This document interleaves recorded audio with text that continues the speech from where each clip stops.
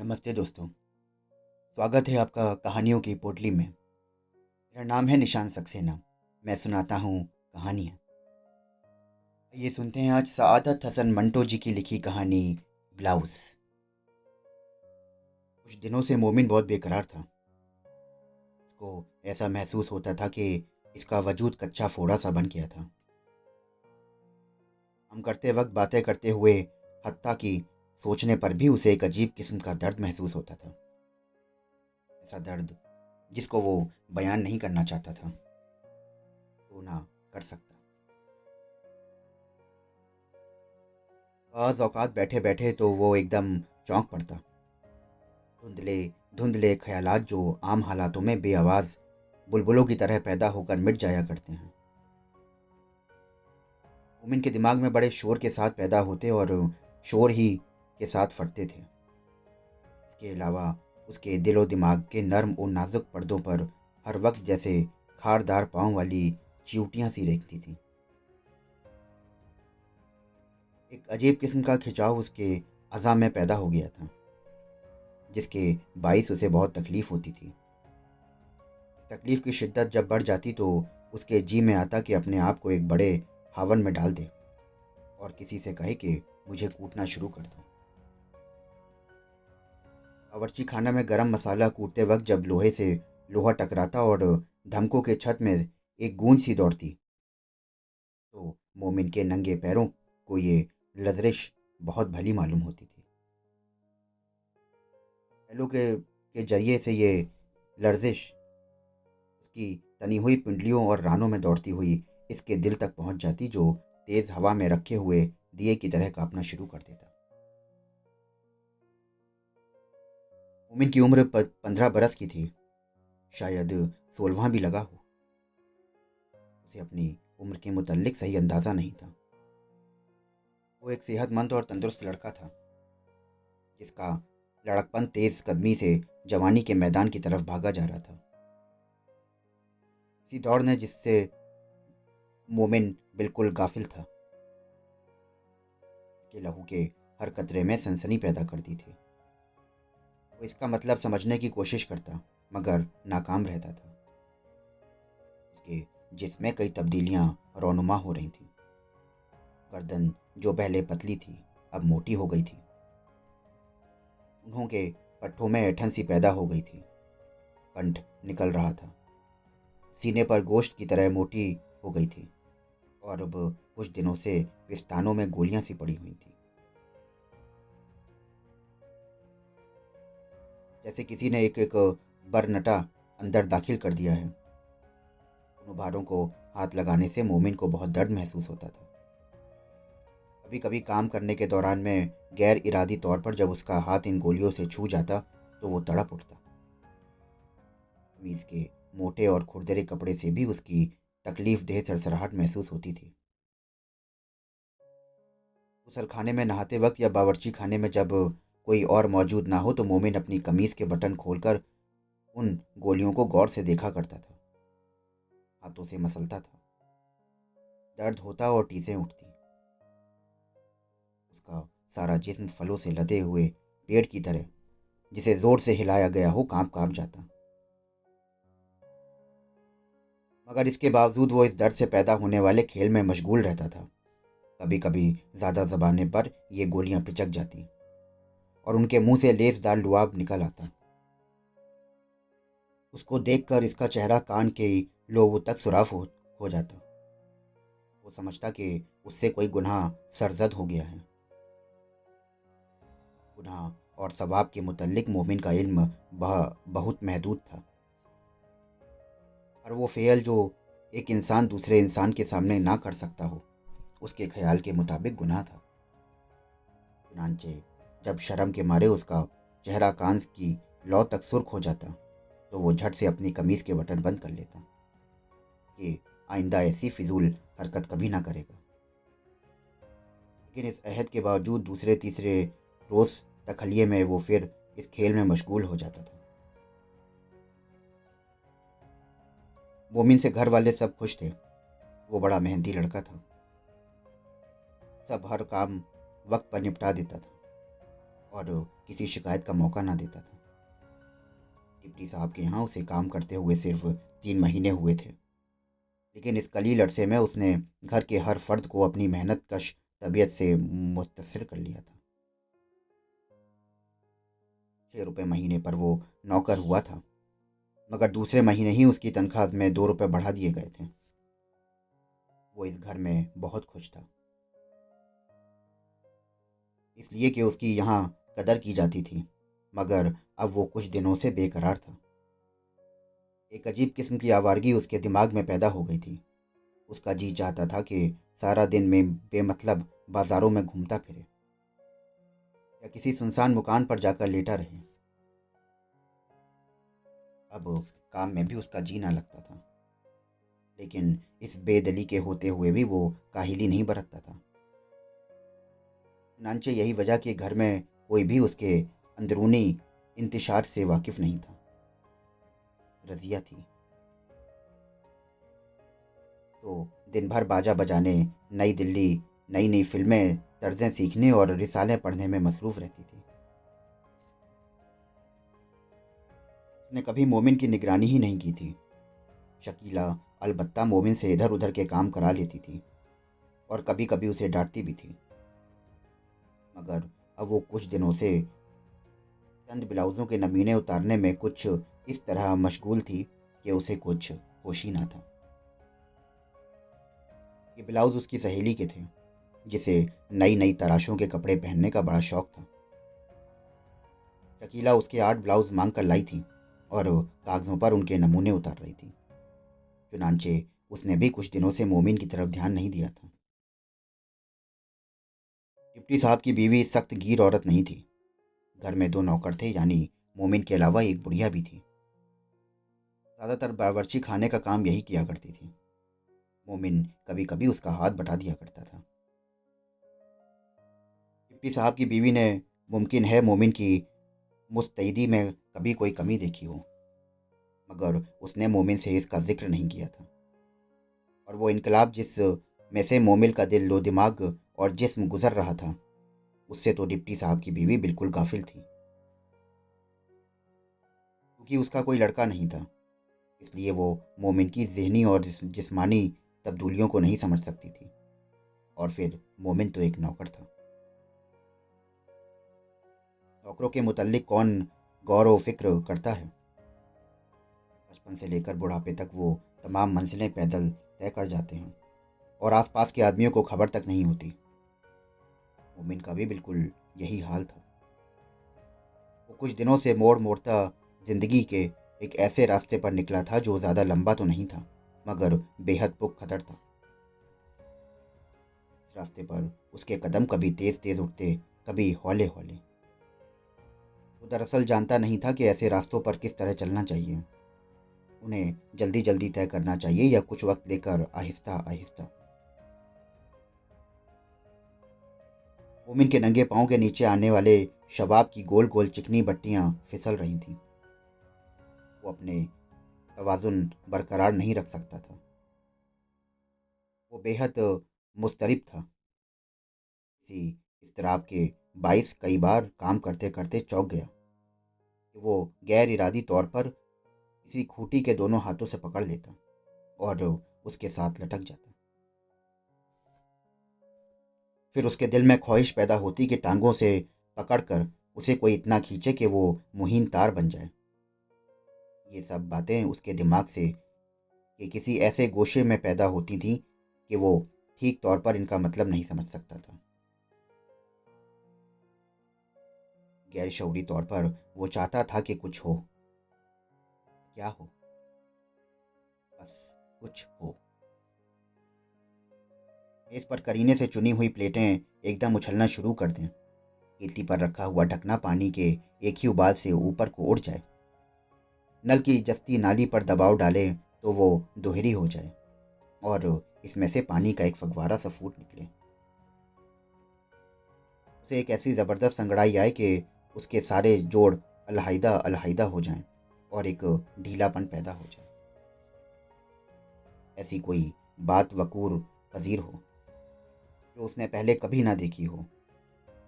मोमिन बहुत बेकरार था। रज़िया नई फ़िल्में तर्ज़ें सीखने में मशगूल थी और शकीला कागज़ों पर ब्लाउज़ के नमूने उतार रही थी। और अब उसने ये काम ख़त्म कर लिया। वो नमूना जो उसमें से सबसे अच्छा था, सामने रख कर अपने लिए उदी साटन का ब्लाउज़ बनाना शुरू किया।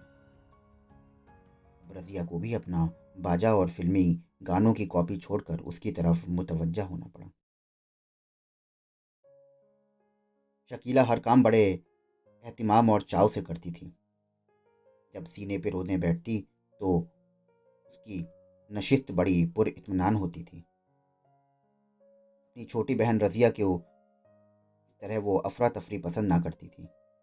एक-एक टाँका सोच समझ कर बड़े इत्मीनान से लगाती थी, ताकि गलती का इम्कान ना रहे। पैमाइश भी उसकी बहुत सही होती थी, इसलिए कि वो पहले कागज़ काटकर फिर कपड़ा काटती थी। यूँ वक़्त ज़्यादा सर्फ होता था, मगर चीज़ बिल्कुल फिट तैयार होती थी। शकीला भरे-भरे जिस्म की सेहतमंद लड़की थी। इसके हाथ बहुत गुदगुदे थे और गोश्त भरी मखरूती उंगलियों की आखिर में हर जोड़ पर नन्हा सा गड़ा था। जब वो मशीन चलाती तो ये नन्हे-नन्हे गड़े हाथ की हरकत से कभी-कभी गायब भी हो जाते थे। शकीला मशीन भी बड़े इत्मीनान से चलाती थी, आहिस्ता आहिस्ता। उसकी ये 2 या 3 उँगलियां बड़ी रानाई के साथ मशीन की हत्ती को घुमाती थीं और उसकी कलाई में एक हल्का सा खम पैदा हो जाता था। गर्दन जरा उस तरफ को झुक जाती थी, मगर बालों की एक लट, जिसे शायद अपने लिए कोई मुस्तल्लिक जगह नहीं मिलती थी, नीचे फिसल जाती थी। शकीला अपने काम में इस कदर मुनहमिक रहती कि उसे हटाने या जमाने की कोशिश नहीं करती थी। जब शकीला उदी साटन सामने फैलाकर अपने माप का ब्लाउज तराशने लगी तो उसे टेप की ज़रूरत महसूस हुई, क्योंकि इनका अपना टेप घिसा घिसा कर बिल्कुल टुकड़े टुकड़े हो गया था। लोहे का गज़ मौजूद था, मगर उससे कमर और सीने की पैमाइश कैसे हो सकती थी। उसके अपने कई ब्लाउज मौजूद थे, मगर अब चूंकि वो पहले से कुछ मोटी हो गई थी तो इसलिए सारी पैमाइश दोबारा करना चाहती थी। कमीज उतारकर उसने मोमिन को आवाज़ दी। जब वो आया तो इससे कहा, जाओ मोमिन, दौड़कर 6 नंबर के से कपड़े का गज ले आओ, कहना शकीला बीवी मांगती हैं। मोमिन की निगाहें शकीला की सफ़ेद बनियान के साथ टकराईं।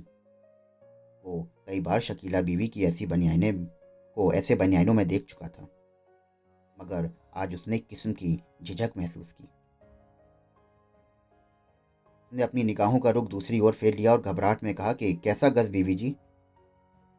शकीला ने कहा कि कपड़े का गज। एक गज तो ये तुम्हारे सामने पड़ा है, ये लोहे का है, और दूसरा गज भी होता है जो कपड़े का बना होता है। जाओ, 6 नंबर में जाओ और दौड़ के उनसे ये गज ले आओ, कहना शकीला बीवी मांगती हैं। 6 नंबर का फ्लैट बिल्कुल करीब था। मोमिन फौरन ही कपड़े का गज लेकर आ गया। शकीला ने यह गज उसके हाथ से लिया और कहा कि यहीं ठहर जाओ, अभी वापस ले जाना। फिर वो अपनी बहन रजिया से मुखातब हुई कि इन लोगों की कोई चीज़ ज़्यादा देर तक अपने पास रख ली जाए तो वो बुढ़िया तकाजे करके परेशान कर देती है। इधर आओ और ये गज लो, यहाँ से मेरा नाप लो।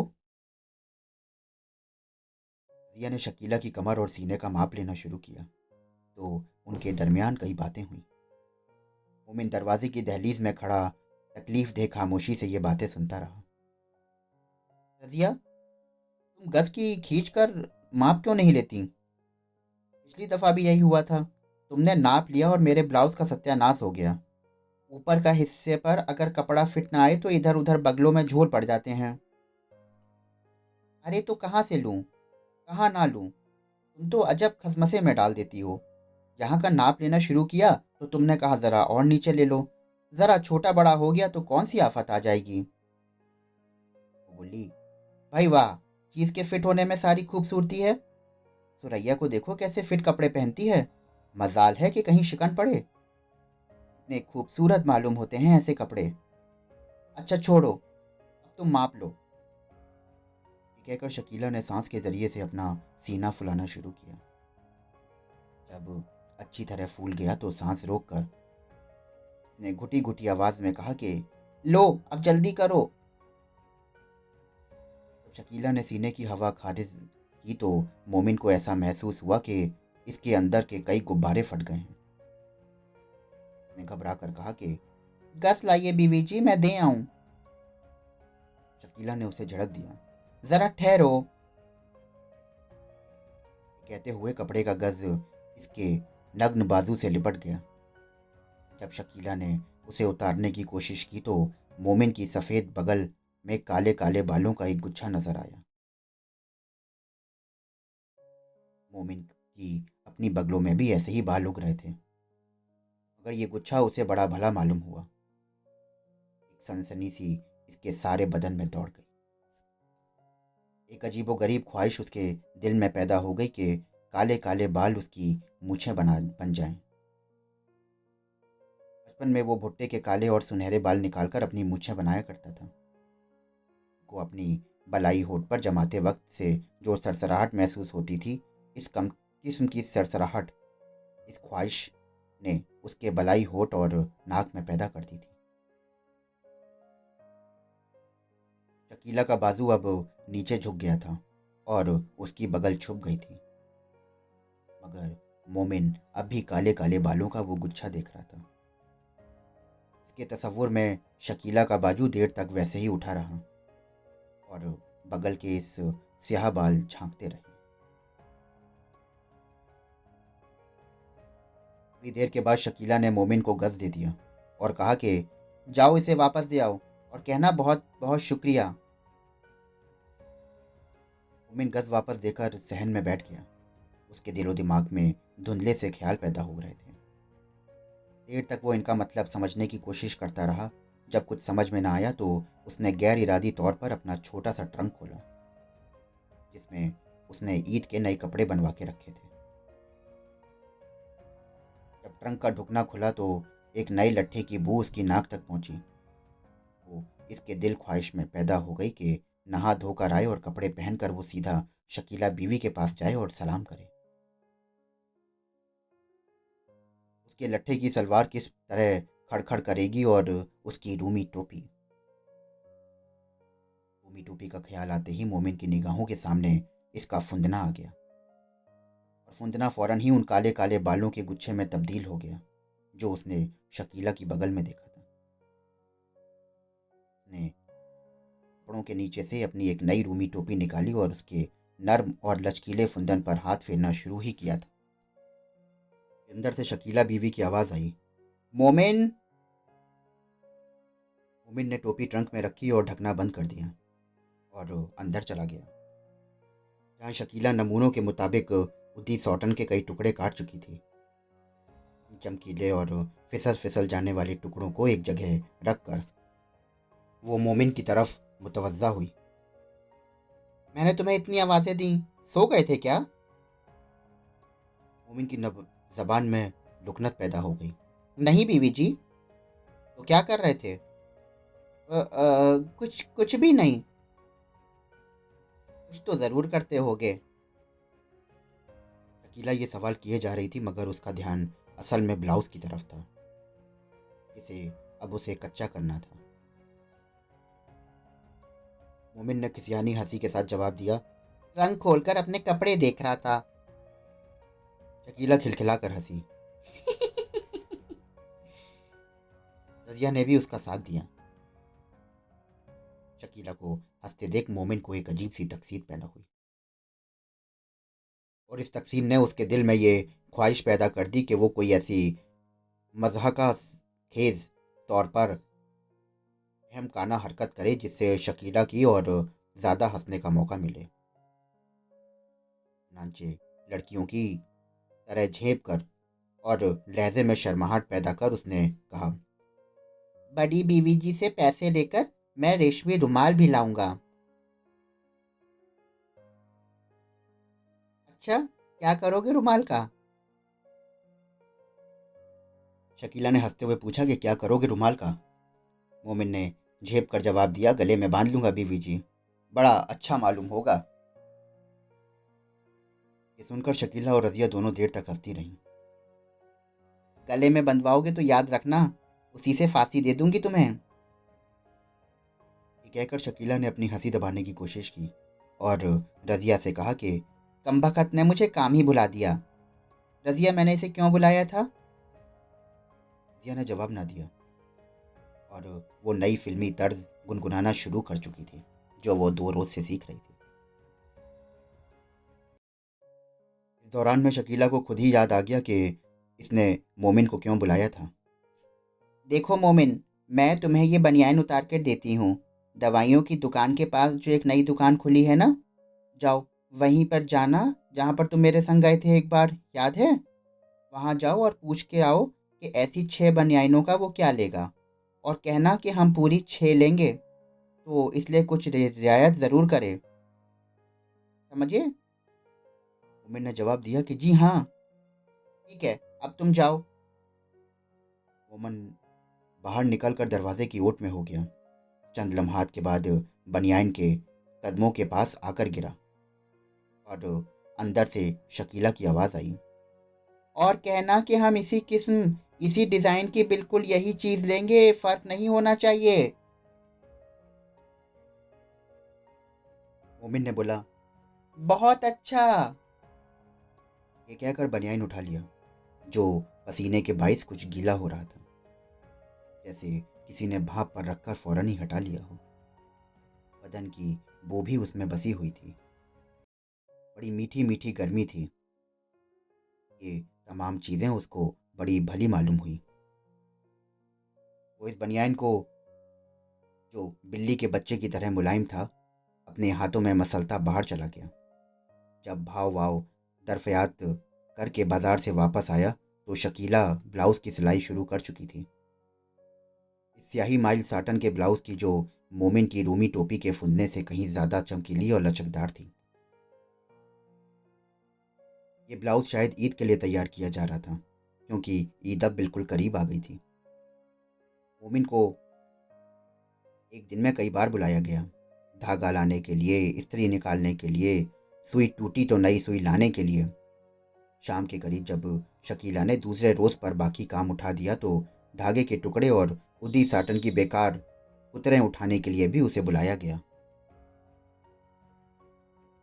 मोमिन ने अच्छी तरह जगह साफ कर दी, बाकी सब चीज़ें उठाकर बाहर फेंक दी, मगर उदी सॉटन की चमकदार कुतरें अपनी जेब में रख ली, बिल्कुल बेमतलब, क्योंकि उसे मालूम नहीं था कि वो उनका क्या करेगा। दूसरे रोज उसने जेब से कुतरें निकाली और अलग बैठकर उनके धागे अलग अलग करना शुरू कर दिए। देर तक वो इस खेल में मशगूल रहा, हत्ता कि धागे के छोटे बड़े टुकड़ों का एक गुच्छा सा बन गया। उसको हाथों में लेकर वो दबाता और मसलता, लेकिन उसके तसव्वुर में शकीला की वही बगल थी जिसने में उसने काले काले बालों का छोटा सा गुच्छा देखा था। उस दिन भी उसे शकीला ने कई बार बुलाया। काली सॉटन की ब्लाउज की हर शक्ल उसकी निगाहों के सामने आती रही। पहले जब उसे कच्चा किया गया था तो इस पर सफ़ेद धागे के बड़े बड़े टांके जा बाजा फैले हुए थे। फिर इस पर इस्त्री की गई, जिनसे सब शिकनें दूर हो गईं और चमक भी दोबाला हो गई। इसके बाद कच्ची हालत में ही शकीला ने उसे पहना रजिया को दिखाया। दूसरे कमरे में सिंगार मेज के पास जाकर आईने में खुद को हर पहलू से अच्छी तरह देखा। जब पूरा इत्मीनान हो गया तो उसे उतारा।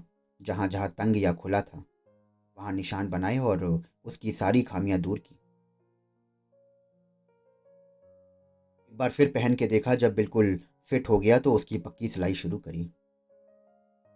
उधर दी साटन का ये ब्लाउज सिया जा रहा था और मोमिन के दिमाग में अजीबो गरीब ख्यालों के जैसे टांके से उतर रहे थे।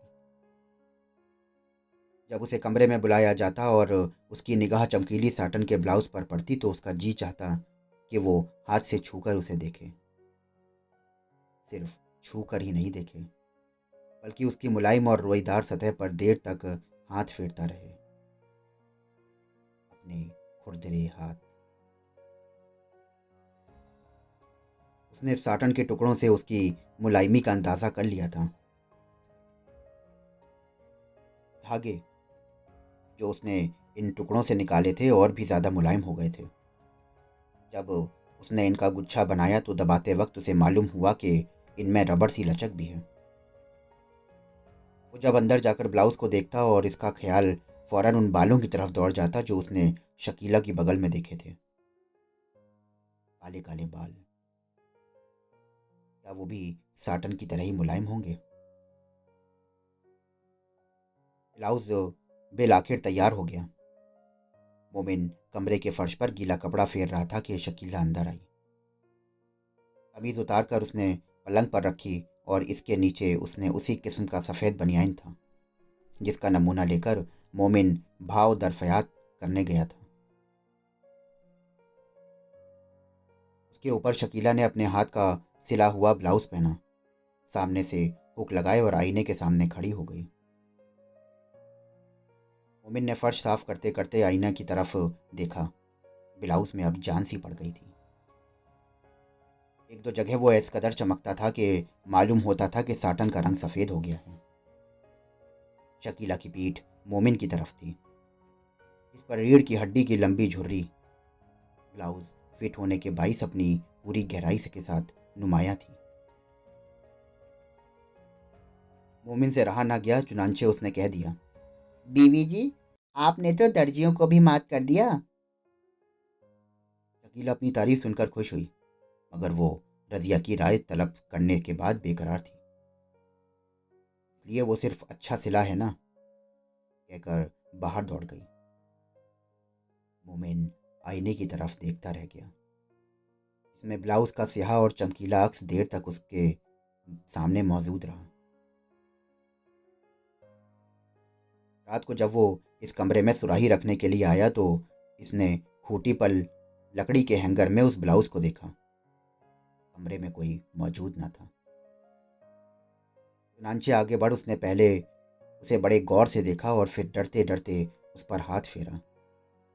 ऐसा करते हुए उसे ये महसूस हुआ कि कोई उसके जिस्म के मुलायम रोए पर हौले हौले बिल्कुल हवाई लम्स की तरह हाथ फेर रहा है। रात को जब वो सोया तो उसने कई ऊट पटांग ख्वाब देखे। डिप्टी साहब ने पत्थर के कोयलों का एक बड़ा ढेर उसे कूटने को कहा। जब उसने एक कोयला उठाया और उस पर हथौड़े की जर्ब लगाई तो वो नरम नरम बालों का गुच्छा बन गया। ये काली खांड के महीन महीन तार थे जिनका गोला बना हुआ था। ये गोले काले रंग के गुब्बारे बनकर हवा में उड़ने शुरू हो गए और बड़ी ऊपर जाकर ये फटने लगे। फिर आंधी आई और मोमीन की रूमी टोपी का फुन्ना कहीं गायब हो गया। वो फुन्ने की तलाश में निकला, देखी और अनदेखी जगहों पे घूमता रहा। नए लट्ठे की बू भी कहीं से आना शुरू हुई।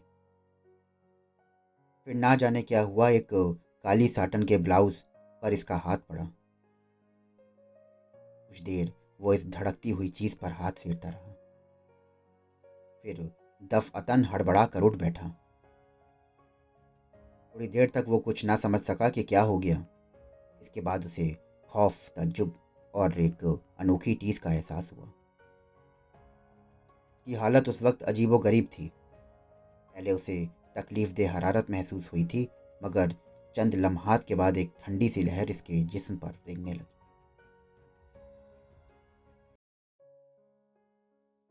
दोस्तों, अभी आप सुन रहे थे सआदत हसन मंटो जी की लिखी कहानी ब्लाउज। आपको ये कहानी कैसी लगी हमें ज़रूर बताएं। हमसे जुड़ने के लिए हमारे डिस्क्रिप्शन बॉक्स में हमारा इंस्टा और मेल आईडी दिया हुआ है। हमें इंतज़ार रहेगा आपके कमेंट्स का। अगर आप ऐसी ही कहानियाँ सुनना चाहते हैं तो हमारे चैनल को फॉलो करिए, सब्सक्राइब करिए। मैं फिर मिलता हूँ आपसे एक और कहानी के साथ। शुक्रिया।